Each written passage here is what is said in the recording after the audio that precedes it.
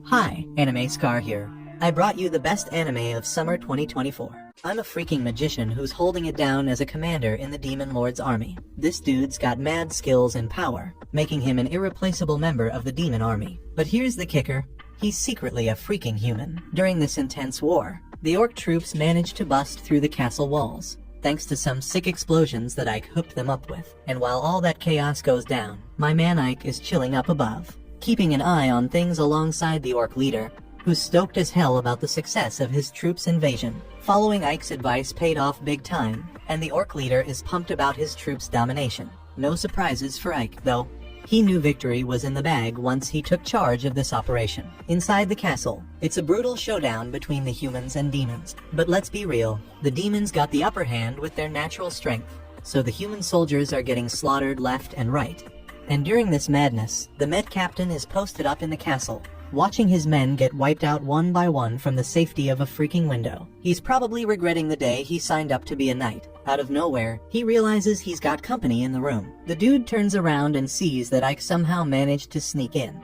The Med Captain knows he's screwed now, so he faces Ike and demands to know who the hell he is. Ike ain't wasting any time and introduces himself as the commander of the Demon Lord's 7th Undead Brigade. He tells the Knight Commander that he's got limited options left. His soldiers are almost wiped out, and Ike straight up tells him he wants to claim this territory for himself. So, we can do this the easy way or the hard way. It's up to you. Then the Knight Captain, going out like a warrior, tells Ike that none of those options work for him and lunges forward for a desperate attack. But Ike wasn't even fazed. He saw that coming and had already prepared for the hard way. He swiftly casts a close-range spell, taking down the Knight Captain and rendering him useless. Ike has officially won this war. But just as Ike's about to celebrate, the orc walks into the room, ready to congratulate him on the victory. Now, your typical demon commander would straight up execute all the surviving members of the enemy army at this point. But Ike's got a different plan in mind.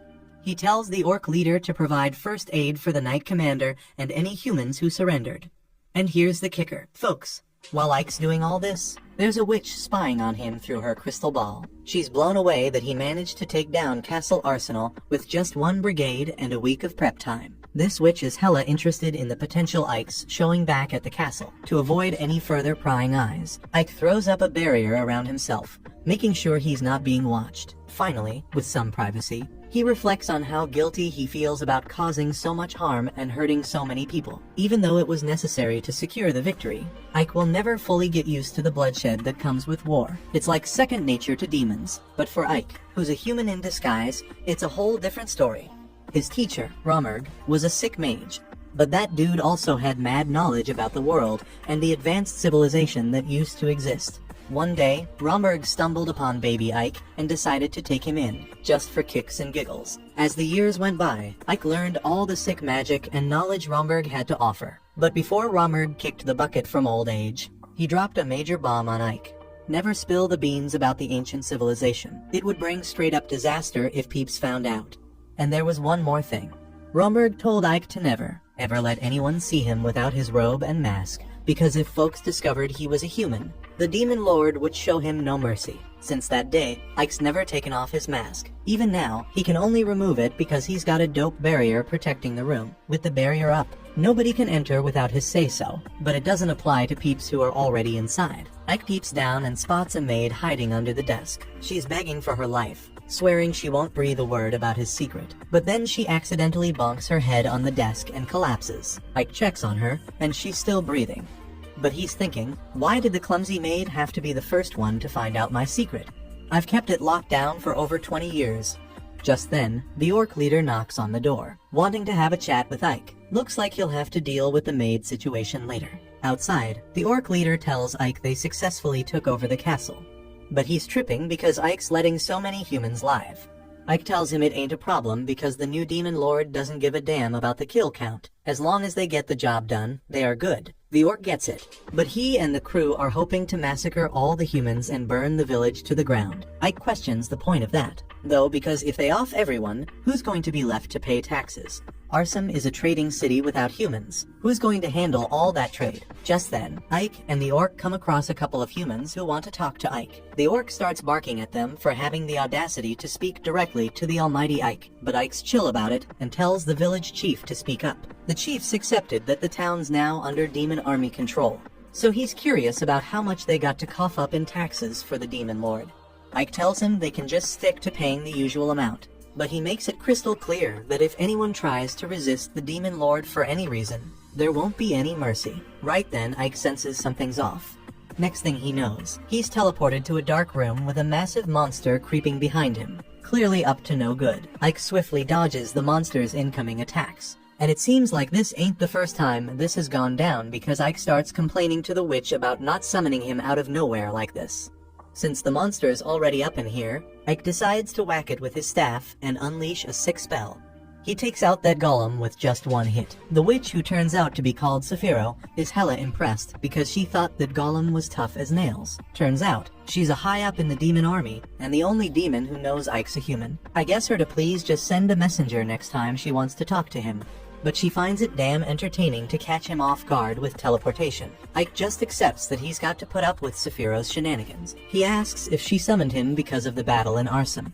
She tells him that's not why she called him here, since her familiars couldn't have told her everything she needed to know about the battle. She's cool with how Ike took over the city and spared the humans. But then Ike wonders why she bothered summoning him at all, and Saphiro drops the bomb that Demon Lord Dirk wants to see him in person. Ike's straight up shook because he'd be the first brigade commander to score the honor of meeting the big boss, but he's still wondering why Dirk would want to see him. Saphiro figures it's because Ike captured Arsum in just 1 week, and she's going to take him to the Demon Lord's castle pronto. Ike wasn't expecting to bounce right away, but he put his hand on Saphiro's shoulder, and they teleport away together. Meanwhile, back at the castle, the maid finally wakes up. She gets on her feet and tries to dip, but she's stuck inside Ike's barrier. No way she's getting out of there. She looks around and sees a plate of grub with a note from Ike. He tells her to chow down and wait for his return. So the maid does exactly that, and damn, that food is so bomb that she can't help but dig in. At the same time, Ike and Saphiro arrive at the Demon Lord's castle.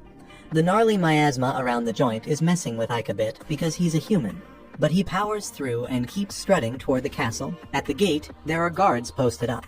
Ike asks if they check everyone who rolls up, and Saphiro's like, yeah, they do. Ike starts freaking out because his cover is going to be blown as soon as they make him ditch his mask. But Saphiro's got a plan. She busts out some magic and surrounds Ike with a wicked aura. When they reach the guards, they're all about showing respect because they know Ike Rommerg's grandson, training under a badass mage like that. No wonder Ike's got mad power. The guards let Ike and Saphiro into the castle, no questions asked. After a bit of walking, Ike asks how long it's going to take before they reach the audience room. Saphiro tells him they are almost there, but Ike's secretly wishing he could fly like Saphiro in a situation like this. He's always been jelly of her fly-ass flight magic, like he can pull off the spell, but he ain't got the same control as she does. So all he can do is jump mad high with it. Finally, they make it to the audience room, and Saphiro tells Ike to chill outside, while she chats it up with the Demon Lord first. Once she steps inside, Ike starts thinking about how the current Demon Lord, Dirk Cutting, turned the whole damn war around with just one battle. This dude's the strongest demon out there, and folks say he's cold-hearted and ruthless, like he'd straight up kill anyone he ain't feeling. But on the flip side, he's also known for recognizing talent, no matter what flaws you have. His new approach to running things changed up the demon army because demons are born to fight each other over any little thing. Dirk Cutting achieved all that while he was the Demon Lord. And now Saphiro calls for Ike to come in, so he struts into the throne room. The Demon Lord is a chick. Dirk Sen gives props to Ike for snatching up Arsum in just 1 week, and he thanks her for the kind words, but he doesn't think he deserves that much credit. The Demon Lord finds it weird how humble Ike is, like he's acting all human-like. Ike regrets speaking up now because he almost let something slip. Good thing Saphiro jumps in and explains that Ike was raised by the legendary magician Rommerg, and Rommerg was all about humility, so Ike learned it from him. She also thinks Ike might be smarter than she thought, because he spared the humans even after conquering Arsum. But now, Ike's kind of kicking himself for not killing those humans like a regular demon would. It's bringing all this unwanted attention his way. So he asks for permission to speak and tells Dirk that he spared the humans because fear only lasts so long. He figured it'd be better not to off them so they can keep on living their normal lives and stay productive. Dirk asks if Romberg has the same opinion, and Ike says yes. He's only been chatting with her for a hot minute, but he can tell Dierk knows about them ancient civilizations Romberg told him about.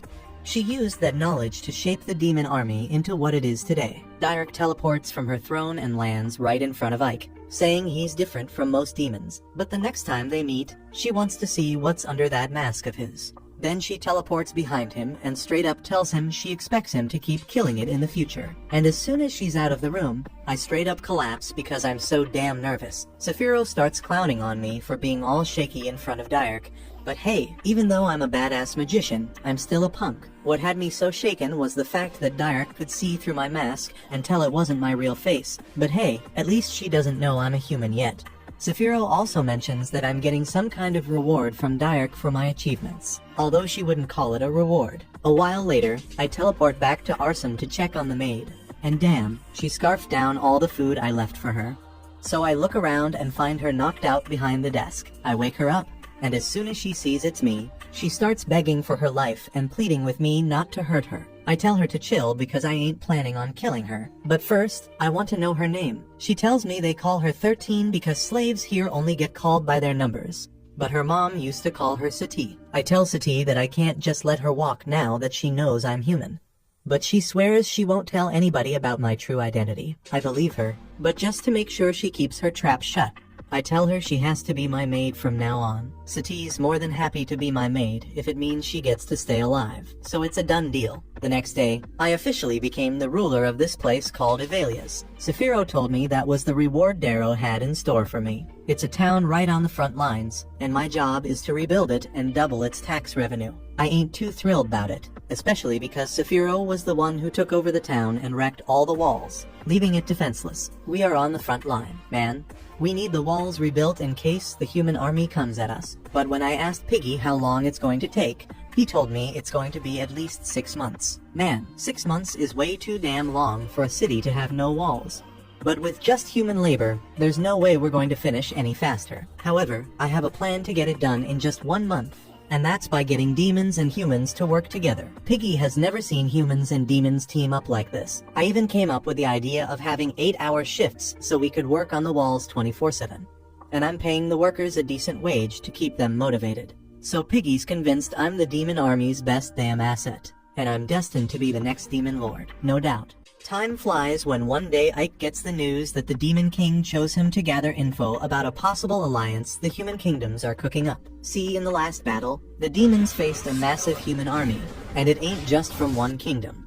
Sati's gotten cozy with Ike, so he decides to bring her along to a nearby kingdom for some recon. While they're there, Sati gets sidetracked by some con artist. But Ike peeps that the dude's running a scam and snatches Sati away. As they stroll, they chow down on some fruit, and Ike tells Sati he's pretty damn sure the humans are teaming up against the demons. Sati's all confused, so Ike breaks it down for her. Whenever there's a big bad like the Demon King, the humans drop their beef and join forces from all the kingdoms to take down their common enemy. Ike says this alliance has happened 3 times in history, and every single time, they whooped the Demon King's army and sent them packing back to their castle. She asks if the humans will win this time too, which throws Ike off because she should be rooting for the humans. But she says the humans ain't never been kind to her and made her a slave. If the demon army never rolled in, she'd be stuck like the other slave kids forever. Ike realizes how messed up society is, and assures Sati that the current Demon King is the wisest and strongest dude in centuries. Before they can keep chatting, though a voice interrupts them, Ike turns around and sees the con artist and his hefty sidekick yelling at him for exposing their tricks. Ike tells them it was a scam, not a trick, but the con artist loses it and threatens to make him pay. That ticks Ike off, so he looks around to make sure no one's watching, then whips out his magic wand and freezes the big guy's legs in place with ice magic. They are shocked to see Ike's a magician, but before he can react, Ike conjures a bunch of icy spheres and aims them at the con artist, demanding an apology. This man thinks Ike's bluffing and starts cussing him out, but Ike jabs him with one of the spears in his arm, showing he means business. After that, he asks him if he knows anything about what's going down in this kingdom. Scared for his life, he spills the beans that the alliance is going down. But the kingdom of Rosaria is planning a surprise attack on the demons to gain an advantage and some glory. Ike thinks it all adds up and asks the con artist where they're planning to strike. For some reason, this sleazy con artist knows all the deets about the war plans and spills that the city of Arsum is their target because its defenses are weak as hell right now. Ike hears all he needs to know and bounces back to their city with Sati to plan their defense. That night, Rosaria's army sends a battalion to invade Arsum. But before they can even set up their siege weapons, freaking skeletons start popping out of the ground. Their leader Alistair tells them to hold formation because skeletons are weak. But little do they know, they're walking right into an ambush. Arrows rain down on them like hellfire, while a bunch of orcs bust out of the jungle and start crushing their army. So, Alistair realizes they walked right into a freaking trap in Arsum. She calls her soldiers to retreat and make sure nobody gets left behind. Meanwhile, Ike and Piggy are watching from the walls and Piggy's giving props to Ike for saving him from the surprise attack. Before Ike can even respond, though, someone shoots an arrow from behind, hitting him and knocking him out cold. When he wakes up, he's in bed with Saphiro. She says Piggy called her after Ike got hit, and she healed him just in time to save his life. She gives him props for crushing the surprise attack, but tells him there were still some human casualties. She warns him that the Demon Lord might start getting suspicious if this keeps happening. But Ike replies that no matter what, his primary goal is to make this world livable for both humans and demons. She tells him to take care and disappears, while he calls in Piggy and tells him to find out what happened to the human commander. Piggy says the commander got imprisoned by her senior officer, who called her a disgrace for retreating from the battlefield. The next morning, Ike decides to head to the prison to meet the commander, but that annoying Lily follows him around, and he tells her to shut up or scram, but she sticks around like a damn leech as they spy on the guards outside the prison. She asks if she should take out the guards, but Ike responds that he doesn't want to create a scene right now, but before he can stop her, that idiot Lily goes ahead and beats the guards, claiming she didn't kill them like he wanted. They go inside the prison, which turns out to be bigger than he thought. It's gonna take more time to find the commander. Lily beats the crap out of one of the guards for info, and he spills that the commander's on the top floor and hands them the keys. As they head to the stairs, more guards show up and attack. Lily hands the keys to Ike and tells him to keep moving while she handles them. Ike watches as Lily kicks ass and keeps moving forward. Finally, he reaches the top floor, opens the cell, and finds it empty. But then, out of nowhere, the commander attacks him from behind. He barely dodges, and she pulls out a knife, going at him again. Somehow, he manages to dodge her and grabs his staff. Knocking her down, he lets her get up, and she asks if he came to laugh at her or kill her. Ike's like, "No, I just came to find out if you sent an assassin to kill me and Aaron." The commander looks surprised and asks if he's a human, catching Ike off guard before he can process that. They hear guards rushing in, and Alistair puts a knife to his throat, demanding to know if he's a demon or a human. Ike ain't got a clue what to do as he's thinking about whether he should spill his true self or not. She's holding the knife to his neck, demanding again to know if he's a human or a demon, while the guards are scattering around the prison, looking for Ike to put an end to him. Ike realizes he got to act fast before he gets in deep trouble, so he pulls off some fancy magic that slows down time around him. This freaks out Alistair, who quickly realizes something's off, but he reassures her it'll wear off soon enough. He strolls right past her casually, heading towards the guards moving in slow motion, who don't seem to be budging. So he uses his dark wind magic to blow them away in a split second before they can react. But then he gets blindsided by a big old knight wielding a morning star, swinging it at him. Luckily, Ike dodges the swing with finesse, sidestepping the knight like a pro. Before the knight can regain his balance, Ike whips out a gravity spell from his arsenal, sending the knight crashing down to the ground, breaking the ramp beneath him. Alistair's all confused, wondering why this guy ain't killing the guards when he clearly can. Out of nowhere, the ground beneath her feet collapses too, and she ends up taking a tumble. Lucky for her, Ike swoops in and catches her in midair, setting her down safely on the floor. He apologizes for the chaos and introduces himself as Ike, the badass commander of the Immortal Brigade.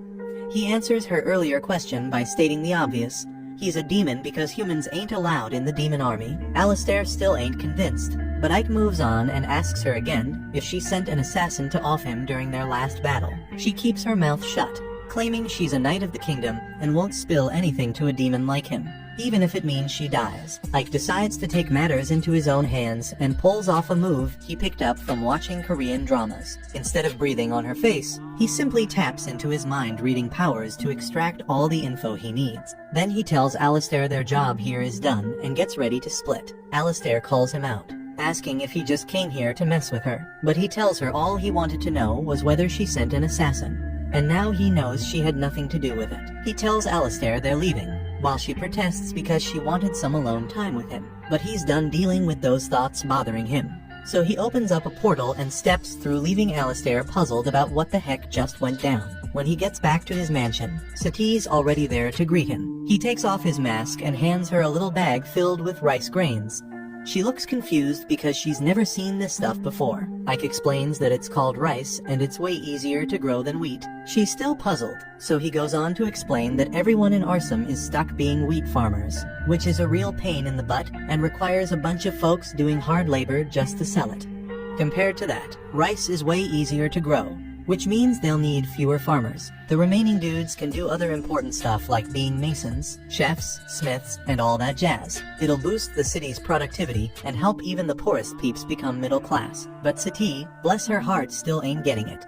So Ike breaks it down for her and says they'll have more food to sell for more money. Finally, the light bulb switches on in her head, and she asks if he knows how to cook it. Ike gives her a look and admits he ain't got a clue. That's why he hands her the responsibility to experiment with cooking rice in different ways so they can replace wheat with it as their main grub. Once that's sorted, he tells Piggy to gather the troops because they're gonna have a meet-up in the evening. Piggy's clueless about why Ike wants the whole army there. Turns out, the arrow that hit Ike belonged to their enemies, but he knows Alistair, the enemy commander, ain't behind it. It can only mean one thing: there's a snitch in their ranks. He decides to use his mind-reading mojo to snoop on what each soldier is thinking. Meanwhile, Piggy keeps chanting praises about Ike like a broken record. Finally, he spots a demon dude sweating bullets, worried his cover's blown. So Ike teleports right in front of him and straight up asks if he's the spy. He gets the info he needs and heads off to meet Saphiro at night. He spills the beans about the traitor in their army, and she's chill, asking casually who it is while taking a bath. He tells her it's Jace, the one-eyed goblin vet, second in command of the 7th Battalion. Dude's a seasoned commander with smarts. Saphiro casually strolls out and says they got to make him pay for his treason. Next morning, Ike heads over to Jace's turf for a chat, scaring the crap out of the goblin when he realizes he's been caught. Ike asks for a one-on-one meeting, but Jace brings a whole army of goblins with him. Ike lets Jace know he's aware of his treason and is here to serve up some justice. But Jace just laughs and mocks him for being dumb enough to come alone after finding out. He boasts about his army being twice the size of Ike's crew and threatens to unleash them all. Ike chuckles and asks if he was expecting something like that, leaving the goblin commander confused.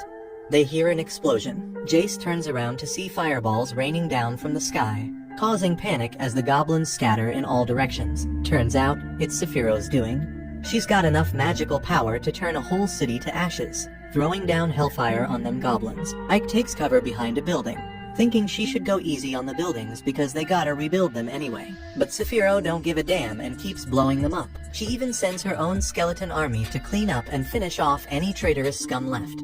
Meanwhile, Ike sneaks up on Jace and gives him two choices: die as a traitor or surrender like a traitor.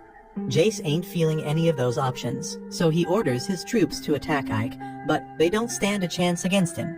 He's whooping them left and right without breaking a sweat. Jace sees he's in deep shit, so he starts parkouring on the rooftops. But then, the demon blocks his path and throws a punch. But Jace dodges that shit like a boss. Then he pops a smoke grenade and vanishes, using a portal to escape into the forest. He looks back at the wreckage and swears to take down Saphiro. But before he can even think about leaving, a fireball smacks his ass down. He turns around and sees Ike, who's been tailing him all the way.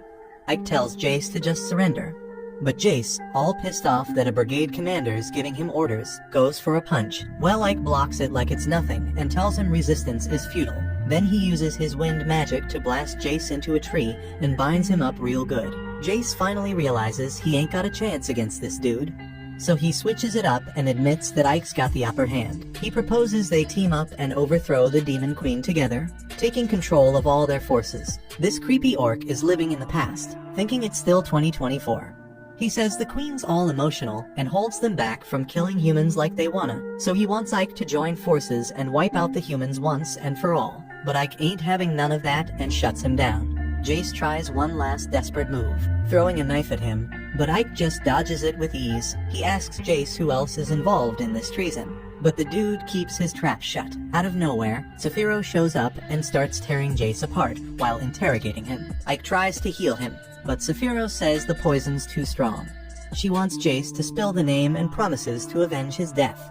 But before he can say shit, he croaks. Ike feels a bit sorry for the traitor, but Sephiroth tells him to man up and grow a pair as she walks away from the corpse. Later that night, Ike and Sephiroth head to the Demon King's castle to meet Dyrek, who asks what the heck is happening. Sephiroth figured out the traitor's name and tells Dyrek it's Base, the commander of the 2nd Battalion. Dyrek wants some proof, and Sephiroth explains that her vice commander defected and tried to off Ike, planning to take control of the 7th Battalion and overthrow the Demon Queen. Dyrek raises an eyebrow and looks behind them, asking what Base has to say for himself. Suddenly, Ike turns around and realizes the headless giant knight standing there is none other than Bastio, the 2nd Battalion commander.